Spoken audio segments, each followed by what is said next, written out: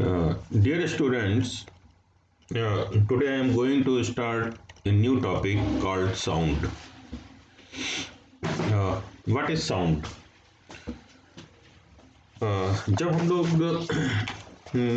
जब हमारे घर कोई आता है तो वो दरवाजे को नॉक करता है तो हमको एक साउंड सुनाई पड़ती है। या जब हम हाइड एंड सीक गेम खेलते हैं तो हम देखते हैं कि एक पर्सन ब्लाइंड फोल्डेड होता है और वो रिमेनिंग प्लेयर्स को पकड़ लेता है। ये कैसे संभव है? ये तभी संभव है जब हम दूसरे पर्सन्स की आवाज़ सुनते हैं। तो साउंड क्या है? Sound help us to communicate with one another. अब there are variety of sounds in our surroundings, है ना? जैसे कि डोरबेल की साउंड हो गई, पक्षियों की साउंड हो गई, या बहुत सी म्यूजिकल इंस्ट्रूमेंट्स हैं जैसे फ्लूइड, तबला, हारमोनियम, इन सब की साउंड हो गई, है ना? सो मतलब क्या है कि we get a variety of sounds by our surroundings, है ना? अब हम आगे देखेंगे कि sound is produced by a vibrating body. इसके लिए हम एक एक्टिविटी करते हैं। हम एक मेटल प्लेट को एक कॉर्ड से टांगते हैं जिससे कि वो दीवार से ना छुए, और इसको हम लोग एक स्टिक से उसको स्ट्राइक करते हैं, उस पर एक स्टिक को मारते हैं। जैसे हम स्टिक को मारेंगे तो क्या होगा कि उससे एक साउंड प्रोड्यूस होगी। जब उस मेटल प्लेट से साउंड निकल रही है, आप जब उसको आप फिंगर से छुओगे तो आपको उसमें वाइब्रेशन फील होंगे, है ना? जैसे आपकी स्कूल की घंटी है। स्कूल की घंटी जब ऐसे ही है, जब वो नहीं बज रही है, आप जब उसको जब आप उसको टच करोगे तो आपको उसमें कोई भी सेंसेशन प्रोड्यूस होता हुआ नहीं मिलेगा। लेकिन जब घंटी बज रही हो, जब आप उसको उस समय छुओगे तब आपको उसमें से वाइब्रेशन महसूस होंगे, है ना? तो उसमें क्या होता है कि जब बॉडी वाइब्रेट करती है तो वो आगे पीछे मोशन करती है। ये जो to and fro motion of an object है, इसी को वाइब्रेशन कहते हैं, है ना? Vibration is nothing but to and fro motion of an object. और जो ये वाइब्रेशन है, दिस वाइब्रेशन प्रोड्यूसेस साउंड। तो एक वाइब्रेटिंग बॉडी ही जो है साउंड को प्रोड्यूस करती है ना? बहुत से ऐसे म्यूजिकल इंस्ट्रूमेंट्स हैं, जैसे एक तारा हुआ, या आपका जो है मंजीरा है, घटम है, कर्टल है।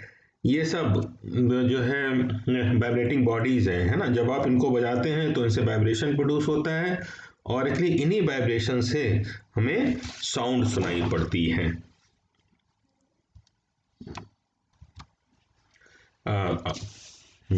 अब हम दूसरी एक्टिविटी करेंगे। हम 6 आउट बाउल लेंगे, है ना? कटोरे जो होते हैं, और उसमें हम पानी भरेंगे डिफरेंट लेवल पे, है ना? जैसे जो सबसे किनारे जो बाउल होगा उसमें हम थोड़ा कम पानी भरेंगे, फिर दूसरे बाउल में हम थोड़ा ज़्यादा भरेंगे, फिर ज़्यादा भरेंगे, फिर ज़्यादा भरेंगे। ऐसे ही 6 बाउल जो होंगे उसमें हम ग्रेजुअली इंक्रीजिंग लेवल पे पानी भरेंगे। अब हम एक पेंसिल लेंगे और हम बॉल को धीरे से स्ट्राइक करेंगे, और उनको हम एक सक्सेशन में स्ट्राइक करेंगे, मतलब बारी बारी में स्ट्राइक करेंगे। हमको एक प्लीजेंट साउंड सुनाई पड़ती है, और और ये जो इंस्ट्रूमेंट है इसको हम बोलते हैं जल तरंग। इसको हम क्या बोलते हैं? जल तरंग। तो ये बेसिकली साउंड कैसे प्रोड्यूस होती है कि जब गिलास में वाटर है, जब हम स्ट्राइक करेंगे तो वहां से वेव्स प्रोड्यूस होंगी, और वही वेव्स साउंड को प्रोड्यूस करेंगी। ऐसे जब हम एक सितार की जो स्ट्रिंग है, जब इसको हम खींचते हैं या इसको जो हम प्लग करते हैं तो हमें साउंड सुनाई पड़ती है। अब ये साउंड केवल स्ट्रिंग से नहीं होती, बल्कि सितार की पूरी बॉडी से हमें साउंड सुनाई पड़ेगी, बिकॉज ये पूरी बॉडी उस समय क्या हो जाएगी? वाइब्रेट करना शुरू हो जाएगी। ऐसे जब मतलब आप एक साउथ इंडिया में एक इंस्ट्रूमेंट होता है मृदंगम। मृदंगम में क्या होता है? वो ढोल की तरह होता है, उसमें मेम्ब्रेन होती है। जब उस हम मेम्ब्रेन को पीटते हैं तो साउंड केवल उस मेम्ब्रेन से ही नहीं सुनाई पड़ेगी, हमें पूरे मृदंगम से जो है साउंड सुनाई पड़ेगी। ह्यूमंस में जो साउंड प्रोड्यूस होती है वो वॉइस बॉक्स के द्वारा प्रोड्यूस होती है। इस वॉइस बॉक्स को हम लोग लैरिंक्स भी बोलते हैं। ये हमारा जो विंड पाइप है उसके अपर एंड में लैरिंक्स होता है। तो अब लैरिंक्स में क्या होता है कि लैरिंक्स से 2 वोकल कॉर्ड्स निकलती हैं, और ये वोकल कॉर्ड ऐसे होती हैं कि उनके बीच एक बहुत स्मॉल गैप होता है जिससे कि एयर पास होती है। ये जो अब क्या होता है कि जब हमारा लंग जब इस नैरो पैसेज जिसको कि हम स्लिट बोलते हैं, इसमें जब एयर भेजता है तो ये वोकल कॉर्ड्स वाइब्रेट करती हैं और उनके वाइब्रेशन से साउंड प्रोड्यूस होती है। वोकल कॉर्ड से जो मसल्स अटैच होती हैं वो इन कॉर्ड्स को टाइट या लूज करती हैं। जब वोकल कॉर्ड्स टाइट होंगी तो वहाँ से साउंड की क्वालिटी कुछ अलग होगी, और जब वोकल कॉर्ड लूज होंगी तो वहाँ से साउंड की क्वालिटी कुछ अलग होगी। अब नेक्स्ट है sound needs a medium for propagation. Sound को चलने के लिए एक मीडियम की ज़रूरत पड़ती है। इसके लिए हम एक एक्टिविटी को करते हैं। हम एक ग्लास लेंगे, हम एक मतलब एक ग्लास लेंगे या एक टम्बलर लेंगे, और उसमें हम एक सेल फोन को रख देंगे। अब अपने फ्रेंड से कहेंगे कि आप उसमें एक कॉल करो। जब फ्रेंड कॉल करेगा तो उसमें से रिंग उत्पन्न होगी और उसमें हम उस रिंग को सुनेंगे। अब हम क्या करेंगे कि हम अपने मुंह को उस ग्लास को की ओपनिंग के ऊपर रख के उसमें से एयर को सक करेंगे, और हम अपने फ्रेंड से फिर से कॉल कराएंगे। अब क्या होगा कि जब एयर उस ग्लास के अंदर नहीं रहेगी तो जो मोबाइल की जो साउंड है वो हमको सुनाई नहीं पड़ेगी या हमें बहुत कम सुनाई पड़ेगी।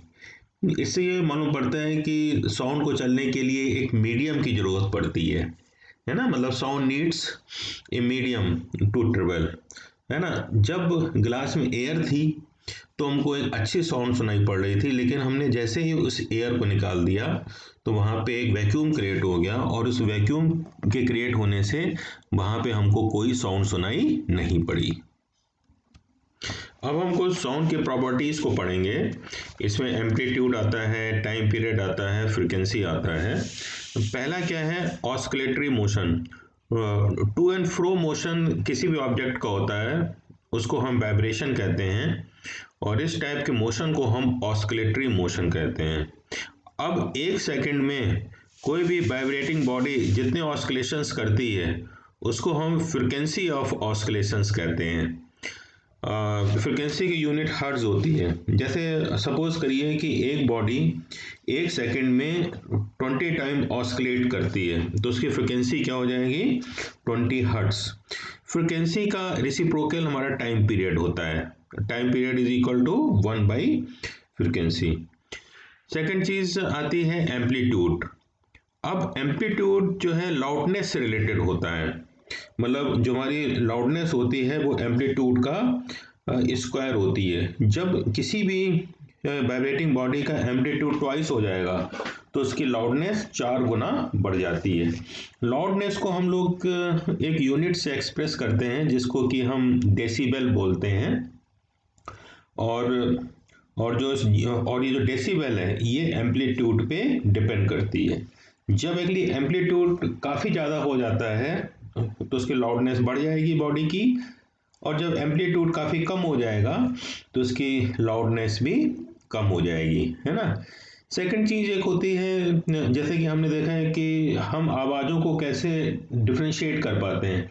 जैसे कि आपने देखा कि एक मच्छर की आवाज़ काफ़ी इरिटेटिंग होती है, मतलब काफ़ी ज़्यादा उसमें श्रिलनेस होती है ना। और जबकि आप देखोगे तो शेर की आपकी दहाड़ आपको इतनी इरिटेटिंग नहीं सुनाई पड़ेगी। ये फ्रिक्वेंसी से होता है। और ये जो फ्रिक्वेंसी है ये साउंड की श्रिलनेस या पिच को डिटरमिन करती है। यदि फ्रिक्वेंसी या वाइब्रेशन हाई है तो इसकी साउंड उतनी ही श्रिल होगी, मतलब उतनी ही अप्रिय होगी, और उसकी पिच हायर होगी। और यदि फ्रिक्वेंसी जो है किसी वाइब्रेशन की कम है तो उस साउंड की पिच भी कम होगी, है ना। जैसे कि आप देखोगे कि एक एक जो विसल है, विसल की फ्रिक्वेंसी बहुत हाई होती है, इसलिए उसकी पिच भी काफ़ी हाई होती है। एक बर्ड है, एक चिड़िया है, उसकी जो साउंड की जो पिच है वो काफ़ी हाई होती है, जबकि एक लाइन है उसकी जो रोरिंग है उसकी पिच काफ़ी कम होती है। तो एक जो शेर की दहाड़ है वो काफ़ी लाउड होगी, और जबकि एक जो चिड़िया है वो कम लाउड होगी, लेकिन पिचनेस के मामले में चिड़िया शेर से आगे निकल जाती है ना। जैसे कि हम चिल्ड्रन और एडल्ट्स की हम लोग वॉइस सुन के उसमें हम डिफ्रेंशिएट कर लेते हैं। डिफ्रेंशिएट कैसे कर लेते हैं? क्योंकि जो चाइल्ड की वॉइस की फ्रिक्वेंसी है वो एडल्ट से ज़्यादा होती है। सिमिलरली एक वुमेन की जो वॉइस की फ्रिक्वेंसी है वो एक मेन के से ज़्यादा होगी। अब आता है ऑडिबल एंड इनऑडिबल साउंड, है ना। ह्यूमन ईयर के लिए जो ऑडिबल साउंड की फ्रिक्वेंसी है वो लगभग 20 से 20,000 हर्ट्ज होती है। जो अनप्लेजेंट साउंड्स हैं उनको हम नॉइज कहते हैं, और जो म्यूजिकल साउंड्स हैं वो भी क्या होती हैं, हमारी ईयर के लिए एक्चुअली अनप्लेजेबल होती हैं, ठीक है ना। अब क्या है, आगे है नॉइज पॉल्यूशन। तो नॉइज पॉल्यूशन क्या होता है कि मतलब प्रेजेंस ऑफ एक्सेसिव और unwanted sounds in environment is called noise pollution, है ना। बहुत से हैं, जैसे हमारे वाहन हैं, या हमारे एक्सप्लोजन हुआ, या हम क्रैकर्स कहीं चला रहे हैं, उससे जो साउंड मिलती है उससे क्या होता है कि वातावरण में अनप्लेजेंट साउंड प्रोड्यूस हो जाती हैं, जिसको कि हम नॉइज पोल्यूशन कहते हैं। अब नॉइज पोल्यूशन से क्या होता है कि जो है नींद कम आती है, हाइपरटेंशन हो जाता है, एंग्जाइटी होने लगती है। तो हमारी कोशिश होनी चाहिए कि हम नॉइज पोल्यूशन को कम से कम करें। अब चलिए कुछ एक्सरसाइज करते हैं। पहला है sound can not travel in vacuum. तो ये स्टेटमेंट तो ट्रू है ना। Sound needs a medium for its propagation. Second है द नंबर ऑफ ऑस्किलेशंस पर second of vibrating body is called इस टाइम पीरियड। नहीं, ये गलत है ना। नंबर ऑफ ऑस्किलेशंस पर सेकेंड को हम फ्रिक्वेंसी बोलते हैं। एक सेकेंड में बॉडी जितनी बार ऑस्किलेट करेगी उसको हम फ्रिक्वेंसी बोलते हैं। टाइम पीरियड इसका रिवर्स होता है। थर्ड है कि if amplitude of vibration is large sound is feeble. ये भी गलत है। एम्पलीट्यूड जब ज़्यादा होगा तो उसकी लाउडनेस ज़्यादा होगी। अब जब लाउडनेस ज़्यादा होगी तो साउंड फेबल नहीं होगी, वो काफ़ी लाउड होगी। So this is false. For human ears the audible range is 20 hertz to 20,000 hertz. बिल्कुल ठीक है ना। इसकी लिमिट यही होती है। लिखा है the lower the frequency of vibration the higher is the pitch. ये भी गलत है। फ्रिक्वेंसी ऑफ वाइब्रेशन जितनी ज़्यादा होती है उसकी पिच भी काफ़ी ज़्यादा होती है। और लास्ट क्या है, अनवांटेड और unpleasant sound is termed as music. हाँ, ये बिल्कुल ठीक है। इसी से हमें नॉइज पोल्यूशन मिलता है, ठीक है ना। सो ये कुछ क्वेश्चंस थे जो आपको करने थे। Thank you.